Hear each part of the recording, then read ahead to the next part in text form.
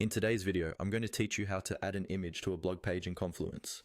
Let's get started right from inside Confluence. First, make sure you're on the blog page where you actually want to place your image. This could be a blog post you're currently editing or a new one you've just created. If you're not already in edit mode, click the edit button at the top of the page so that you can make changes to the content.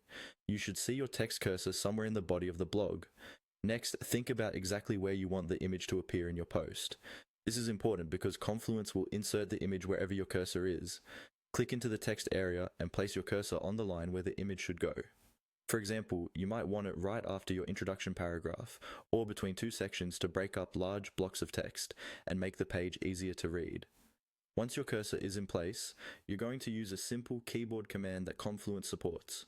Start typing a / followed by the word image. So you'll type / then IMAGE, all as one word.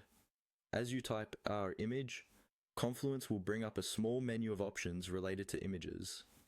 This is part of the Confluence Editor's quick command feature, which lets you insert different elements into your page just by using the / key and a keyword.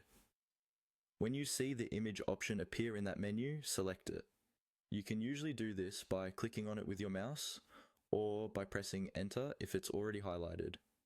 As soon as you select it, Confluence will open up the interface for adding an image.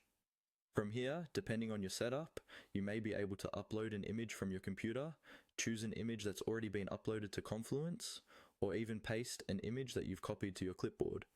After you've selected or uploaded your image, it will appear on the blog page right where your cursor was.